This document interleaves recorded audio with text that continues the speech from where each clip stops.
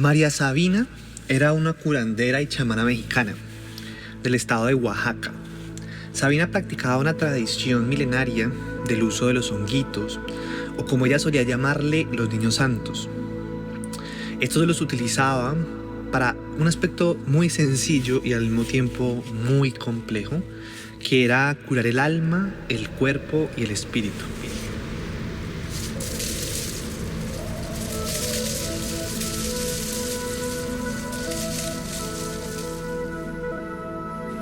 Quisiera leerles uno de sus poemas más hermosos. Dice así: soy la mujer que sola nací, soy la mujer que sola caí, soy la mujer que espera, la mujer que examina, soy la mujer que mira hacia adentro, soy la mujer que busca debajo del agua, soy la nadadora sagrada, porque puedo nadar en lo grandioso. Soy la mujer luna, soy la mujer que vuela, soy la mujer aerolito, soy la mujer constelación Huaraché, soy la mujer constelación Bastón, soy la mujer estrella, Dios, porque vengo recorriendo los lugares desde su origen.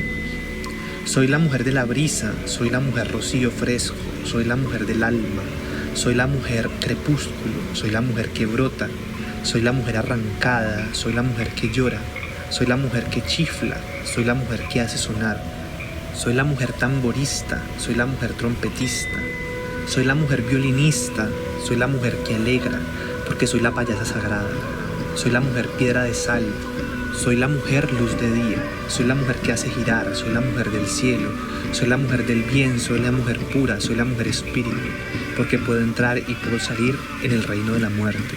Soy la mujer que chupa, soy la mujer que limpia, soy la mujer que cura, soy la mujer hierbera, soy la mujer sabia en lenguaje, porque soy la mujer sabia en medicina.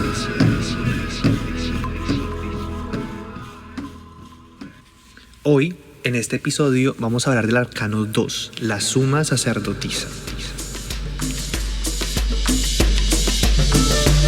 Reimagina Podcast. Volver a imaginar lo imaginado. Bienvenidos a este espacio para la psicología profunda con alas del cóndor. Soy Yael y me dedico a crear espacios para la salud mental y el autoconocimiento, y voy a acompañarlos en este episodio.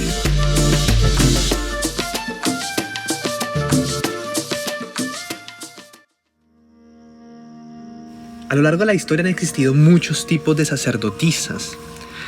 Podemos encontrar esta fuerza arquetípica en las monjas de la iglesia cristiana, en las chamanas del Amazonas, en las mujeres budistas, en las brujas, en las hijas de Isis o Lilith.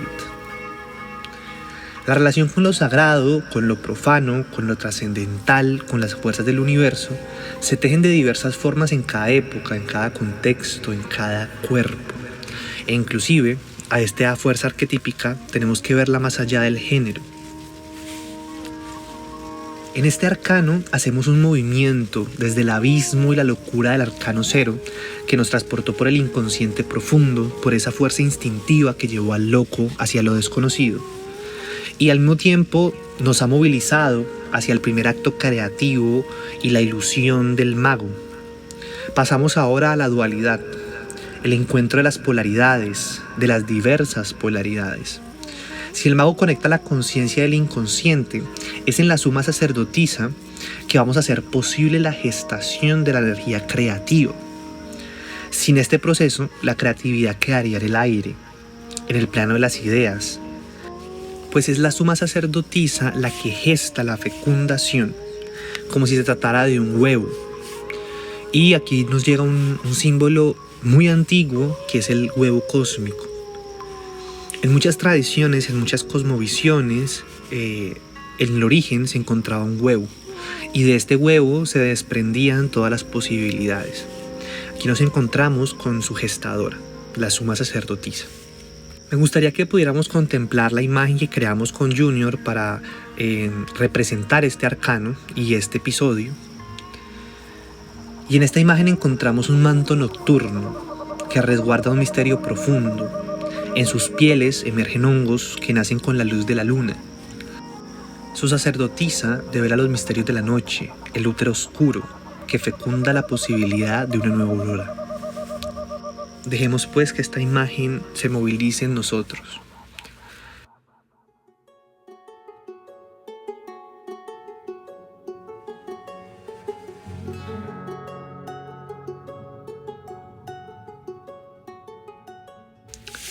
En la mitología griega encontramos a Hécate, la diosa de las fieras, custodiada por perros salvajes, resguardaba la sabiduría de la oscuridad, era la diosa de las brujas. Y lo interesante de Hécate es que era representada a través de una tríada. Hécate tenía 3 rostros. Podríamos representarlas con las 3 frases lunares fundamentales: creciente, luna nueva y luna llena.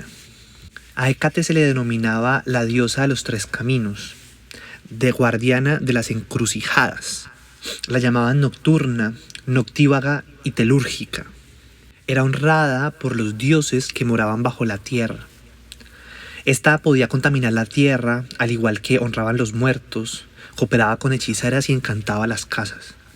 También se alegraba con los lutos y las muertes violentas, y algunos la aplacaban los sacrificios insólitos y degolladoras de los hombres. Es decir, Hécate era una diosa que confrontaba al ser humano con los aspectos más terribles. Era una diosa que devoraba. Pero en sus propias dualidades podríamos ver también que Hécate era adorada por los hogares atenienses como diosa protectora, que otorgaba prosperidad, bendición a la familia, sobre todo. En algunos escritos de los oráculos caldeos se relacionaba a Hécate como una diosa salvadora, madre de los ángeles y sobre todo como guardiana del anima mundi. Este es un concepto que utilizamos mucho en psicología junguiana y que nos habla del alma del mundo. Si bien contamos cada uno con un alma individual, hacemos parte de un alma colectiva.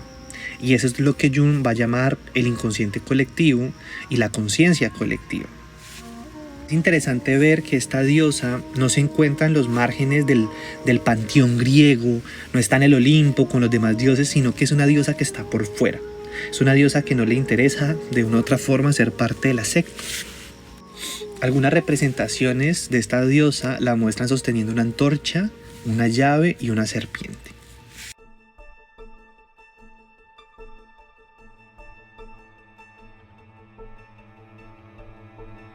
Desde una perspectiva psicológica, la suma sacerdotisa podríamos representarla como la parte más profunda de nuestro inconsciente, tan profunda que podría representar para nosotros la oscuridad más infinita o el terror más grande, o inclusive podríamos sentirnos completamente pequeños o consumidos por su dimensión, por su profundidad. Pero es esta misma fuerza de nuestro inconsciente, tanto individual como colectivo, que de una otra forma hace posible la gestación de toda idea, de toda posibilidad, de todo concepto, de toda imagen. Pues con este arcano nos adentramos en los misterios de la Gran Madre, el arquetipo de la Madre Vida, la Madre Tierra, la Madre Noche, la Madre Oscuridad. En ella encontramos el útero oscuro que fecunda toda semilla. Y en su ambivalencia, como nos enseñaban los griegos, algunos podrían tenerle temor y podrían conocer su devastación, su malignidad, su aspecto siniestro. Pero al mismo tiempo, otros podrían ver su bondad, su belleza y su florecimiento. Veamos que esto es algo muy contemporáneo y es inclusive en cómo nos relacionamos colectivamente con la Gran Madre, con la Madre Tierra. Algunos la verán como algo que debe ser conquistado, que debe tener, digamos, toda esta conquista por la propiedad privada, por la explosión, por la expropiación, por la destrucción, por la contaminación. Y veamos cómo de una otra forma parte del inconsciente colectivo resguarda un cierto miedo a los misterios de la Gran Madre y por ende una búsqueda de querer poseerla, destruirla o saquearla, como lo podemos ver en todos los procesos de conquista. América Latina nace de la violación de la conquista española a la tierra latinoamericana, como bien podríamos llamarla, la tierra de Abya-Yala, como les llamaba la cultura guna en Panamá. Y así podríamos ver cómo este arcano de una otra forma también es abusado, es violentado por la ignorancia, por el miedo, por el terror, a la profundidad de los misterios femeninos, de los misterios de la Gran Madre. Cuando vemos el arcano de la suma sacerdotisa, la vemos también acompañada de 2 pilares en algunos arcanos, en algunas representaciones del tarot. Uno blanco y otro negro, lo podemos ver en el tarot de Brian Waite. Y es porque de una otra forma también vemos cómo con el arquetipo de la suma sacerdotisa vemos la integración de las polaridades, de las diferentes posibilidades, y cómo frente a estas polaridades y la integración, el encuentro de ellas, es que se hace posible una gestación. Siempre se requiere de una otredad para una fecundación, para un tercero. Y es así como la suma sacerdotisa es también un puente, un tejido, un proceso, veámoslo también como una especie de embarazo, ¿sí?, hacia esa tercera posibilidad que vamos a ver en el siguiente arcano y de ahí en adelante. Pero al mismo tiempo veámoslo como parte de un proceso creativo, y es que la idea, el sentido, las imágenes, el espíritu del mago, de una otra forma era un primer acto, y ese primer acto requería de una gestación, y esto de una otra forma se va a desarrollar en este arcano. Veámoslo como nuestros proyectos, nuestras ideas, nuestro proceso personal, nuestras relaciones requieren de unos procesos de gestación. Por ende, requieren de una dimensión de quietud, una dimensión de intimidad, una dimensión de ir hacia adentro en una especie de tiempo sagrado, de tiempo de inclusive de quietud, para que se fertilice, para que reviente, para que nazca lo nuevo, para que nazca lo bello.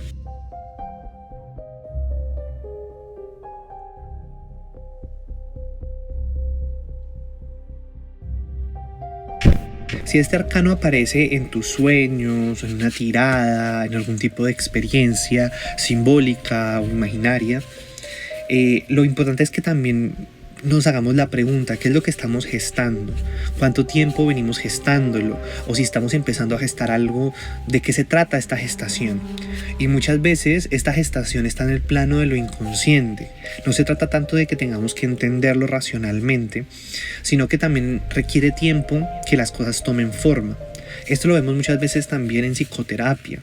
Y es que a través de la palabra, a través del dibujo, a través de las imágenes, a través de los escritos, vamos dándole forma a cosas que muchas veces ni siquiera comprendemos o ni siquiera tienen un objetivo como tal, sino que en la medida en que lo vamos hablando y lo vamos formando, es que cobra sentido y que empezamos a ver los movimientos de nuestra propia alma. En ese sentido, todo lo que vale, todo lo que florece, todo lo que logra emerger hacia el plano de la conciencia toma un tiempo. También el tiempo de la gestación requiere que vayamos más allá del velo de la apariencia, más allá del velo o de o de los roles que sostenemos frente al mundo, o de el tiempo como una máscara superficial, y que a partir de allí podamos contemplar cuáles son los velos, cuáles son mis propias ilusiones, esas ilusiones que veíamos de repente que podrían ser ese obstáculo en el mago. Ahora acá es que podamos tomarnos el tiempo para ir adentro y alejarnos de esa dimensión extrovertida, para empezar a tejer en el mundo interior los movimientos que necesita nuestra alma para su proceso creativo o para su proceso de bienestar, de recuperación, de fortalecimiento, etc.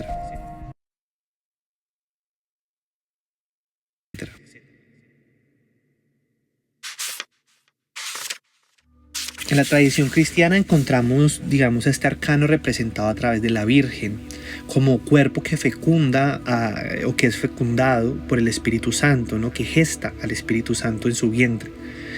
Y es por medio del cuerpo de María que nace la posibilidad de transformación, de la salvación de un pueblo.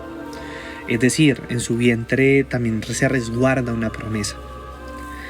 Veamos esto a nivel simbólico, ¿no?, y cómo en muchas tradiciones ha existido también, esta característica virginal en diferentes diosas, como lo es Artemisa, como lo es inclusive Atenea, ¿no? Artemisa como una diosa de la cacería, y su virginidad está más representada a través de lo salvaje, de la tierra pura.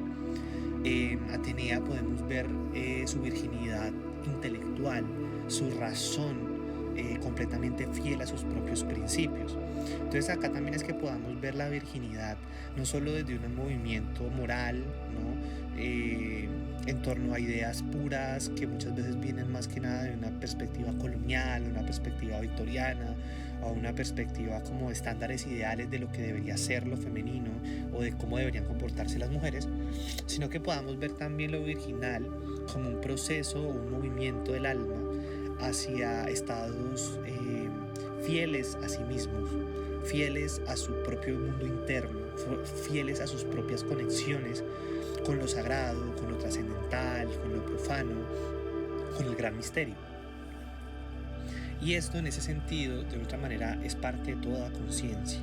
Cada uno de nosotros, y acá la pregunta es de qué forma nos relacionamos cada uno de nosotros con este aspecto del mundo inconsciente, del inconsciente profundo. También vemos cómo en este arcano podemos trabajar a nivel psicológico también, y constela este arcano, es la función materna. De una otra manera es acá donde el arcano del loco, el cero, en su viaje por todos los arcanos, como hemos visto, el tarot es el viaje del loco a través de los diferentes arcanos. En este arcano, ese aspecto indiferenciado se encuentra con la función materna. Gestar tiene que ver con la función materna. Entonces muchas veces también es preguntarnos las cosas que gestamos frente a la vida, cómo se relacionan con esa capacidad de maternarnos a nosotros mismos, y que por ende es fundamental poder ver de qué manera nuestra relación con nuestra madre biológica configura muchas veces la manera en que está presente esta energía, esta función en nosotros. Veamos la función materna como la capacidad de gestar, también de nutrirnos, de cuidarnos, de sostenernos emocionalmente, de contenernos emocionalmente a nosotros mismos. Entonces, de una otra manera, veamos también cómo el arquetipo de la madre tiene una dualidad. En la psicología junguiana, y también un poco tomando de repente a Melanie Klein, como lo veíamos simbólicamente ahora, la madre tiene muchos rostros, ¿sí? Porque de otra forma la madre tiene muchas funciones, y no solamente la madre, sino que la madre es una función, es un lugar, por ende es una función que encarnan muchas mujeres, como inclusive también diferentes géneros pueden encarnar esta función. Es importante que veamos la función materna más allá del género. Hoy en día de repente hay hombres que maternan, hay mujeres que maternan, y hay muchas posibilidades que maternan, y sobre todo cualquier alma necesita aprender a maternarse, tanto a sí mismo como muchas veces a la hora de tener que desarrollar, o cuando queremos desarrollar este rol con otros seres. Entonces también es interesante en Melanie Klein que veíamos, para los que de repente se han acercado un poco al psicoanálisis, veíamos este tema de cómo los estudios de Melanie Klein nos llevan al entendimiento del seno bueno y el seno malo, por así decirlo. Entonces, simbólicamente, el arquetipo de la madre, si bien con un seno puede nutrirnos de la miel del mundo, de la ternura, de la contención, del cobijo, del cuidado, con otro seno también nos puede mostrar la crueldad, el dolor, los aspectos terribles, porque en otra forma, en el cuerpo de la madre es que se configura nuestro cuerpo. Nacemos de un vientre, nacemos de una madre, y a partir de ello, digamos, heredamos toda la información, el acceso de todo el material genético es fecundado en el vientre, y desde allí, en ese sentido, la madre es la primera transmisora de imágenes, de símbolos, de pensamientos, de ideas, de sensaciones. La madre es el primer rostro que tenemos frente a la vida, es la primera caricia, como también el primer castigo. Entonces también es interesante que veamos en los misterios de este arcano que culturalmente tenemos un cierto movimiento a exigir estereotipadamente o culturalmente, a partir de ciertas moralidades, lo que debería ser una madre, o cómo debería ser una madre. Por lo menos en Latinoamérica nosotros tenemos un serio complejo en torno a lo materno, porque solemos divinizar en un aspecto moralizante a lo materno. Y por ende solemos exigirles que carguen con todo, que solucionen, suelen ser, digamos, receptivas de toda demanda, de toda crítica. Muchas veces las mujeres o los cuerpos se ven en el movimiento de tener que sacrificar sus propias vidas por el rol materno, sobre todo por lo que significa o los estándares morales de lo que significa ser madre en nuestra cultura. A la madre siempre le proyectamos la culpa, la vergüenza. Es como si todos nuestros conflictos frente a la vida estuvieran depositados o los proyectamos en la función materna o en las personas que ejercen esta función. Y aquí es importante que veamos que cada persona, cada uno de nosotros, cada alma se relaciona con el arquetipo de la madre de una forma muy particular, y desde allí va a poder conectar y va a poder desarrollar su función materna tanto consigo misma como con otros desde una perspectiva muy propia, desde sus propias posibilidades, con sus propias ambivalencias, ¿no? Y pues acá la invitación con la psicología junguiana es que podamos trabajar muchas veces los complejos que aparecen en torno a lo materno en nosotros, pudiendo soltar, pudiendo diferenciar nuestra relación con la madre, con sus aspectos positivos, con sus aspectos negativos, ¿sí? Poder diferenciarnos de esa energía para poder identificar en nosotros cómo hemos internalizado estas funciones, poder ver qué bloqueos hay y al mismo tiempo qué podemos potenciar, porque la función materna es fundamental, como hemos dicho anteriormente, a la hora de gestar, a la hora de nutrirnos, a la hora de alimentarnos, a la hora de aprender a cuidarnos, a la hora de aprender a escuchar nuestros afectos, nuestras emociones, y fundamentalmente a la hora de relacionarnos con la madre vida, con la madre tierra, con la madre planeta. Entonces, fundamental es que trabajemos nuestra relación con la madre, tanto a nivel individual como a nivel colectivo, porque lo veíamos ahorita y por eso me pareció fundamental mencionar el tema de cómo en América, en Latinoamérica, en Abya Yala, la raza mestiza, digámosle así, nace de un proceso de violación al arquetipo materno colectivo. Entonces, en nuestra ADN, en nuestro inconsciente colectivo, tenemos esta gran herida, tenemos este gran complejo de destruir a las madres, de violentar a las madres, de saquear a las madres, de proyectarle todas, digamos, los complejos, las energías negativas, todo lo que no logramos solucionar, no logramos resolver en nuestras vidas a las madres.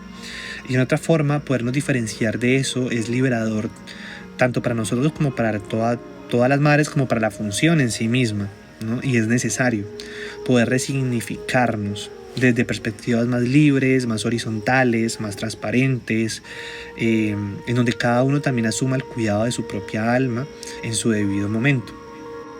Y pues al mismo tiempo, ya cuando hablamos de procesos de maternar nuevos seres, sea que queramos tenerlos, queramos adoptarlos, a la hora de cuidar nuevos niños que aparezcan en nuestra vida, es fundamental que podamos trabajar nuestra relación con lo materno, ver cómo está nuestra función materna en nuestras vidas para poder realizarlo desde una perspectiva auténtica, ética y con un nivel de conciencia de todo lo que implica la crianza, el desarrollo de un nuevo ser. Venimos culturalmente de una cultura en donde aprendemos, digamos, a desarrollar la función materna a partir de valores morales, de tradiciones, que muchas veces lo que han replicado son, digamos, tratos de violencia, de maltrato, de sometimiento, en donde caemos un poco en ese triángulo dramático de víctima, victimario, salvador, y parte, digamos, del proceso colectivo en torno a los movimientos necesarios para el alma del mundo, lo que hablábamos ahorita, pues es necesario que podamos tomar conciencia de cómo nos relacionamos, cómo activamos y desbloqueamos la función materna desde una perspectiva más potenciadora.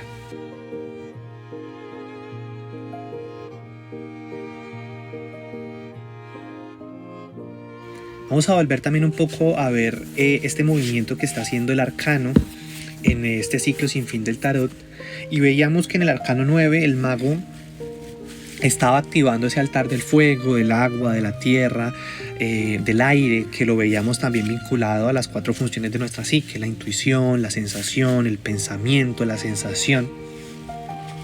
Y de otra forma estaba conectándolo a través del espíritu, llamémoslo así, lo estaba llevando hacia la conciencia, estaba canalizando Y en ese acto de canalización, de creación, lo que está trayendo es la conciencia.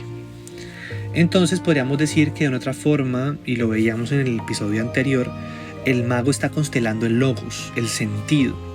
Acá con la suma sacerdotisa estamos trabajando el eros, el erotismo, la conexión con el cuerpo. Veamos el eros no solamente desde una sexualización o desde una hipersexualización, sino el eros como esa fuerza magnética que nos lleva hacia el encuentro con lo otro. Por eso el arcano 2 es la dualidad, ¿sí?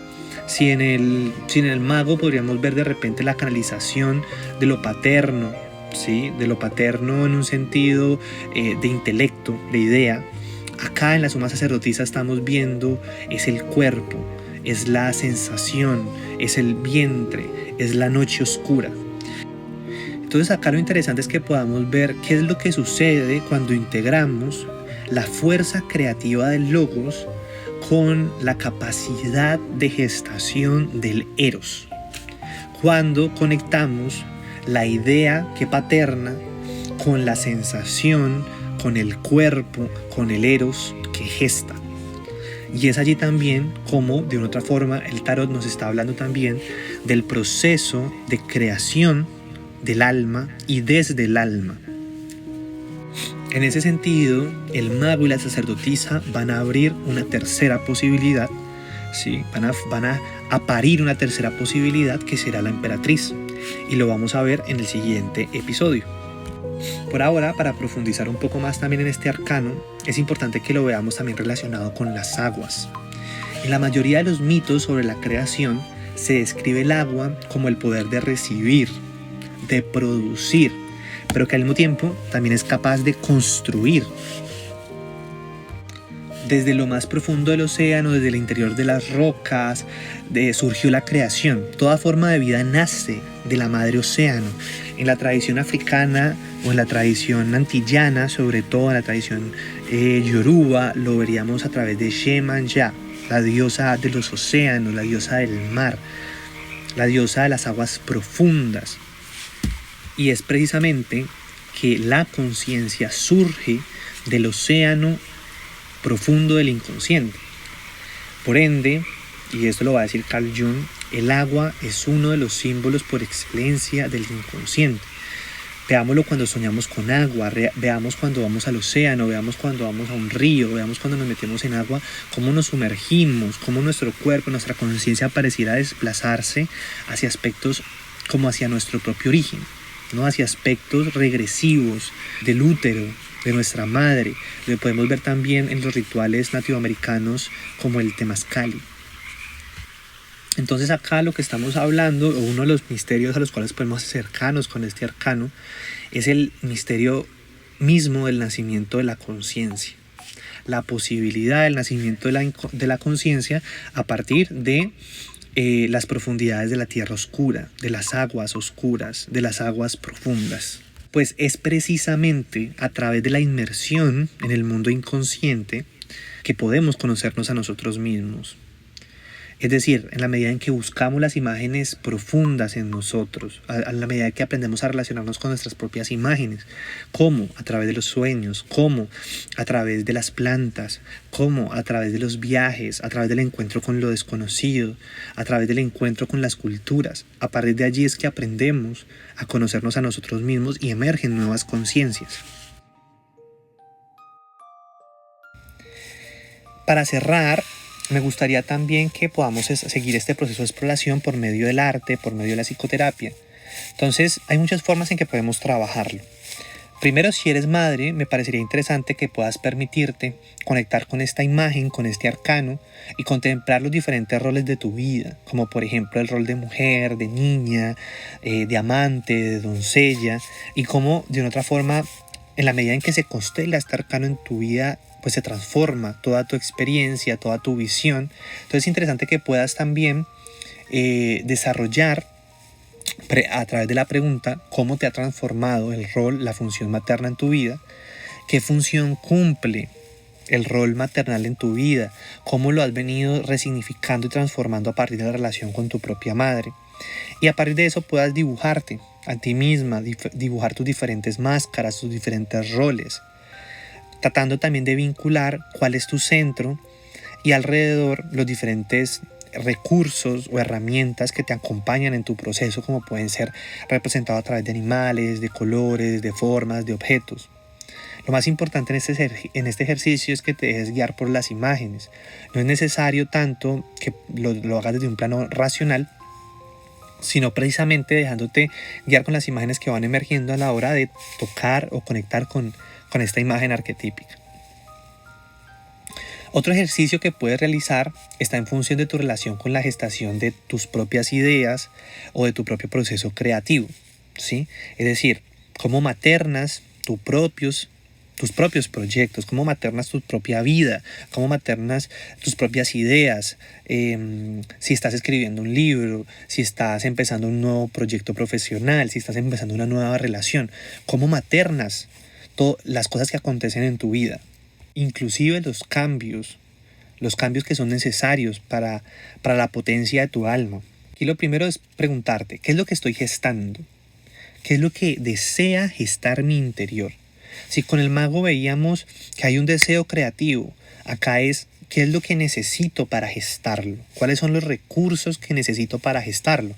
Esto por supuesto es muy particular en función de cada persona y de cada proceso, pero es interesante que puedas preguntarlo si este arcano se ha constelado, sea en un sueño, sea en una tirada de tarot, o sea que hayas conectado de repente a través de este podcast con esta imagen arquetípica. A mí me parece muy interesante el trabajo con el mundo simbólico. Entonces, de repente, dibujar lo que se está gestando, dibujar un mapa simbólico de lo que estás gestando o de las coordenadas posibles que te gustaría, digamos, de cómo se desarrollara ese proyecto, yo creo que es una gran idea. Otro acto simbólico es literalmente sembrar una semilla en una matera, una semilla de una planta, de una flor. Por ejemplo, las culturas indígenas solían ponerle saliva a las semillas y ponerles intenciones a las semillas que se sembraban. Esta puede ser un gran acto también simbólico, que podemos verlo como una representación de eso que estás haciendo afuera, que al mismo tiempo sea una manera de internalizarlo y sembrar una intuición también, pero una intención en tu proceso creativo. Es importante ver que con este arcano, si viéramos el tarot como parte también de un proceso psicoterapéutico, acá es la primera confrontación también que es fundamental a la hora de la madurez del alma, ¿no? De ese mago iniciático o de ese loco que empieza un camino hacia lo desconocido. Acá es importante conectar también con los misterios de la madre, ¿no? Entonces poder trabajar cuáles son los aspectos que he conocido, que he experimentado de la madre en su dimensión bondadosa o en su dimensión siniestra, cuáles son las proyecciones que tengo hacia la madre, cómo poder asumir esas proyecciones y al mismo tiempo desplazar hacia un proceso de asumir, ¿no? Tomar una cierta responsabilidad de esa función en nuestra propia vida, porque muchas veces no salimos de ese ciclo de culpar a la madre, ¿sí? O de esperar de que la madre solucione o que siga desarrollando su función y no conectamos con esa función que es fundamental en nuestra vida, y no solamente desde un deber obligado de que tenemos que hacerlo porque sí, sino porque realmente es fundamental para el desarrollo del alma y al mismo tiempo es fundamental a la hora de poder crear sentido, belleza, inclusive poder conectar con la vida misma. A veces tenemos que diferenciarnos de los procesos con mamá para poder conectar con la vida, y esto ojalá desde el agradecimiento, desde la belleza, pero igual cada proceso es completamente particular. Yo te invitaría a que puedas escribir sobre el tema, ¿sí? Puedas identificar cómo está la relación con tu cuidado personal, con tu nutrición, con tu alimentación, con tu contención emocional. Te invitaría de repente que también pudieras hacer un escrito sobre mamá o un escrito directamente hacia mamá, identificar cuáles son sus polaridades, de qué forma tu madre de una otra forma ha hecho parte de la configuración de tu propia personalidad, de tu propia forma de ser, qué aspectos ves positivos, qué aspectos ves negativos. Eso es fundamental a la hora también de poder ordenar muchas veces o aclarar un poco este proceso a nivel interior. Y por último, me gustaría también para las personas que están de repente haciendo un proceso explorativo a través de la escritura, me gustaría compartirles este poema desde una perspectiva un poco más mítica que escribí a partir de la contemplación de este arcano.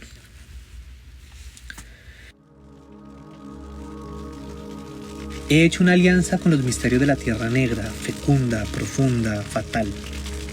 Desde entonces veo su belleza en cada criatura y manifestación de vida.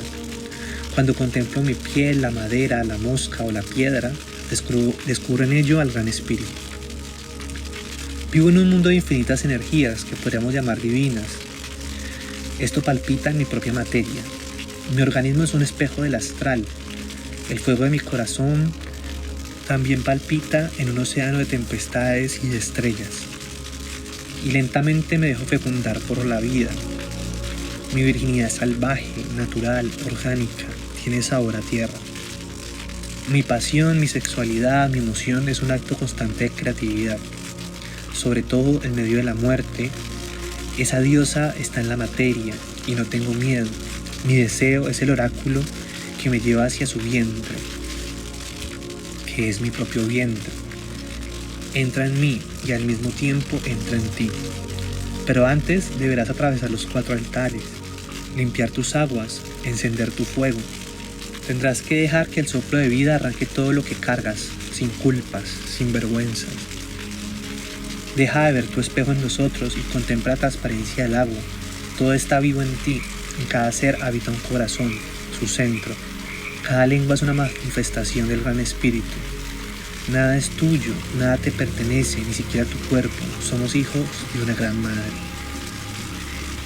Yo soy el cáliz, la copa de sangre, soy el templo de tierra, hongos y selva. Soy la noche desmembrante y la tejedora de estrellas. Soy el incienso de madrugada, soy el agua bendita que florece del veneno. Soy la gran obra, mi voluntad será la carne. Mis secretos son vacíos y frente a ellos solo hay silencio.